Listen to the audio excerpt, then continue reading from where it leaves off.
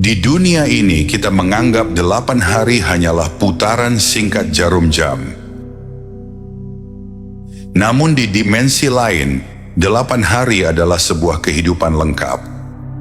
Itu adalah waktu yang cukup bagi seorang pria untuk lahir, membangun kerajaan, melihat rambutnya memutih, dan mencintai anak cucunya hingga napas terakhir.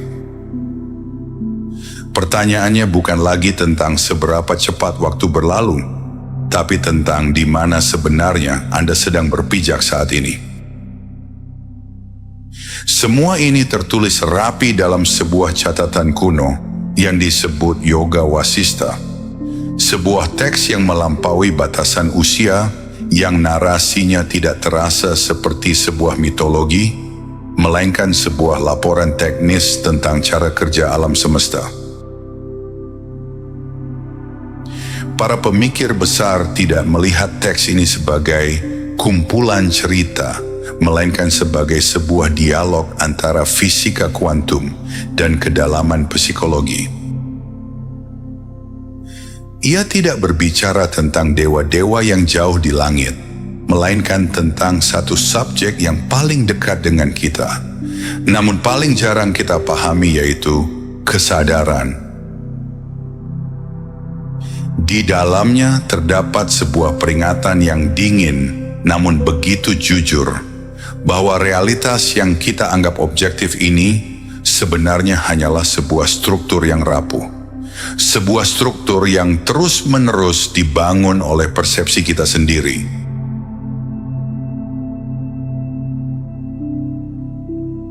Selama ini kita mengira kalau kita adalah penonton di dalam gedung bioskop kehidupan, padahal kitalah cahaya yang memancar dari proyektornya.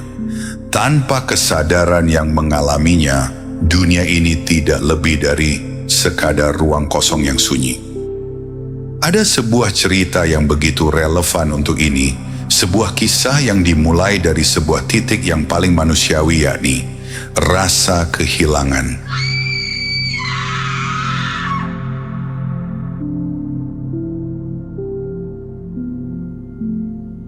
Dialah Ratu Lela yang berdiri di depan tubuh suaminya yang telah kaku, yaitu Raja Padma. Namun di saat duka seharusnya melumpuhkan logika, ia justru melakukan sesuatu yang melampaui batas kewajaran. Ia tidak memohon agar sang raja dihidupkan kembali di dunia yang fana ini.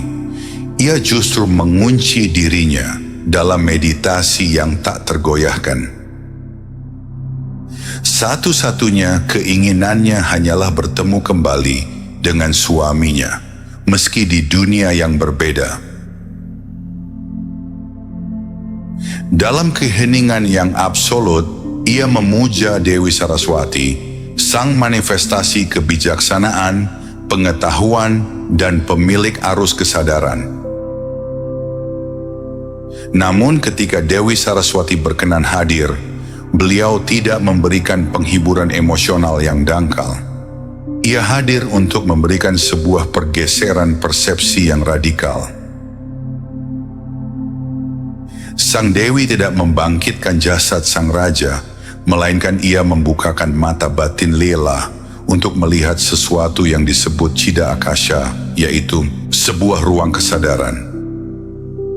Chida Akasha bukanlah sebuah tempat fisik yang bisa Anda temukan di peta galaksi manapun. Sang Dewi menjelaskan bahwa ini adalah bidang tak terbatas, di mana seluruh pengalaman, seluruh dunia, dan seluruh sejarah manusia muncul.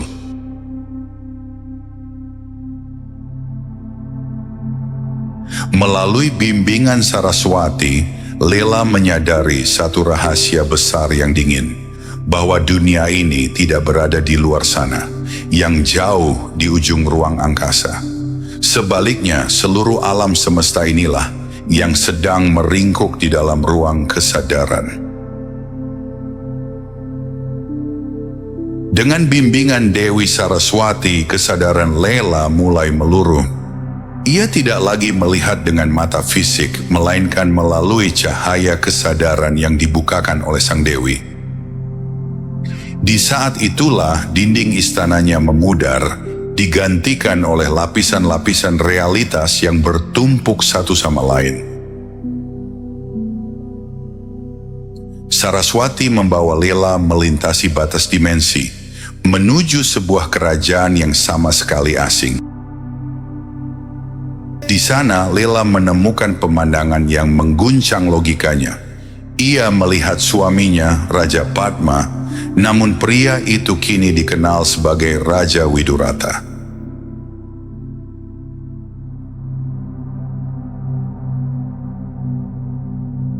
Pria itu sedang memimpin sebuah kerajaan besar, terlibat dalam peperangan sengit, dan telah membangun sebuah dinasti yang kokoh. Namun ada satu hal yang membuat Lela tertegun. Di dunia baru ini, suaminya telah menjalani hidup selama 70 tahun. Ia telah menua, rambutnya telah memutih, dan ia memiliki sejarah panjang yang terasa sangat nyata.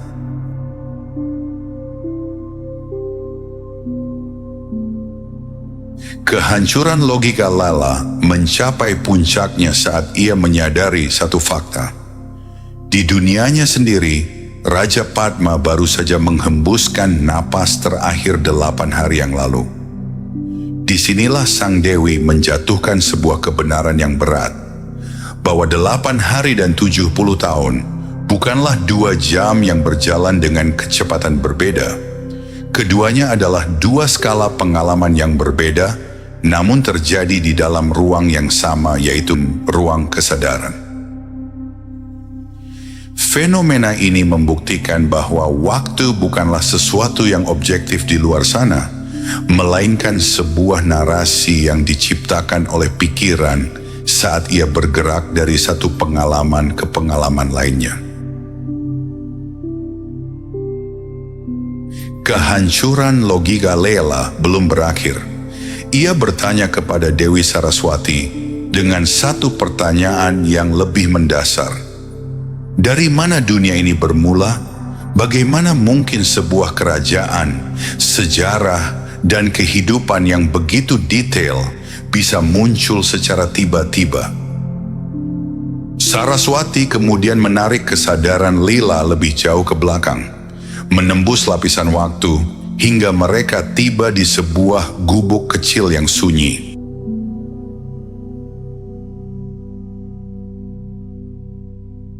Di sana, mereka melihat sepasang rakyat jelata, seorang Brahmana miskin dan istrinya.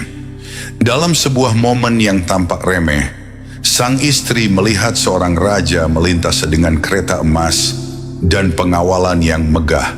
Di titik itulah sebuah sankalpa lahir, sebuah niat yang begitu intens, sebuah kerinduan yang sangat dalam untuk merasakan hidup sebagai seorang ratu. Wanita itu tidak sekadar membayangkan, ia menanamkan keinginan itu begitu dalam ke dalam inti kesadarannya.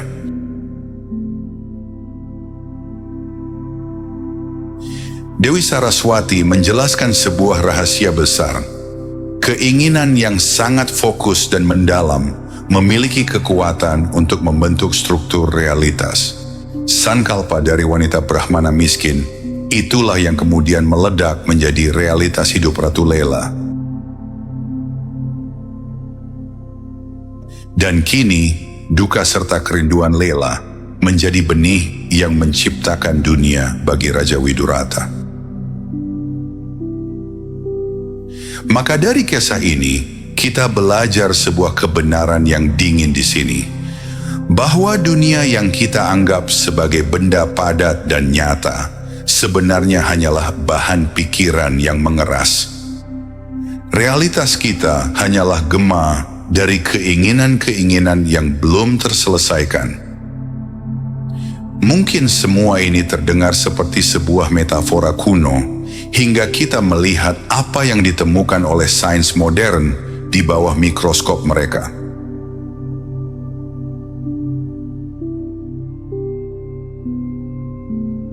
Dalam dunia fisika kuantum, terdapat sebuah fenomena yang mengguncang dasar-dasar materialisme yang dinamakan dengan istilah efek pengamat.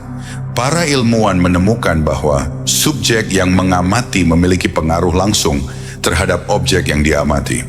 Sebuah partikel tidak akan berperilaku sama jika ia tahu ia sedang diawasi. Ini membuktikan satu hal, bahwa batas antara dunia luar dan pengamat di dalam sebenarnya tidak pernah ada. Lebih jauh lagi, sains mulai membicarakan tentang prinsip holografik. Sebuah teori yang menyatakan bahwa seluruh kemegahan alam semesta 3 dimensi ini sebenarnya hanyalah proyeksi informasi dari permukaan yang lebih sederhana. Persis seperti apa yang dijelaskan oleh Dewi Saraswati kepada Lela ribuan tahun silam mengenai mithya. Mithya tidak berarti bahwa dunia ini palsu. Ia nyata sebagai sebuah pengalaman, namun ia tidak memiliki keberadaan yang mandiri. Ia seperti gambar di layar bioskop. Tokoh-tokohnya bisa membuat Anda menangis dan tertawa, namun tanpa cahaya proyektor di belakangnya, tokoh-tokoh itu akan lenyap seketika. Sains modern dan filsafat kuno kini berdiri di titik yang sama, menatap satu kebenaran yang mulai terang, bahwa realitas adalah sebuah sistem yang bergantung sepenuhnya pada kesadaran yang melihatnya. Setelah melintasi berbagai lapisan dunia, dari gubuk kemiskinan hingga tahta kerajaan yang megah, sesuatu yang fundamental mulai retak di dalam diri Lela. Ia sampai pada sebuah titik di mana ia tidak lagi terombang-ambing oleh drama yang terjadi di depannya. Inilah momen yang dalam teks kuno disebut sebagai Atma Jnana.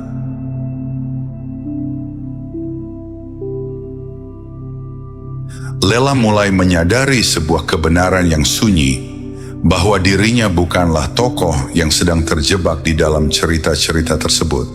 Sebaliknya, seluruh cerita itu, duka atas Raja Padma, peperangan Raja Widurata, hingga kerinduan wanita Brahmana, semuanya terjadi di dalam dirinya.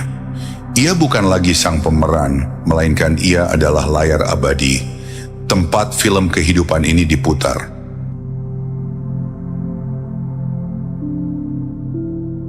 Kebangunan ini bukanlah sebuah kepercayaan atau dogma, melainkan sebuah pergeseran identitas yang absolut. Ia menyadari bahwa kesadaran murni yang ia miliki tidak ikut menua saat tubuh fisiknya keriput dan tidak ikut mati saat napasnya berhenti. Saat seseorang mencapai titik ini, realitas tidak lagi terasa seperti penjara yang mengikat, melainkan seperti sebuah permainan cahaya yang indah, namun tidak memiliki kekuatan untuk melukai sang pengamat.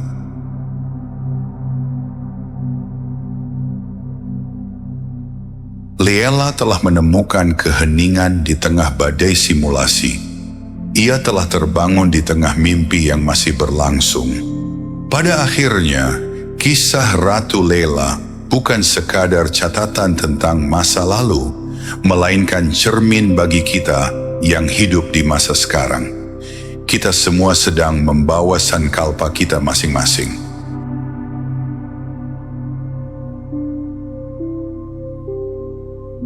Kita sedang menjalani narasi yang kita bangun sendiri, entah itu narasi tentang kekurangan, ambisi yang tak kunjung padam, atau ketakutan akan waktu yang terus berlalu.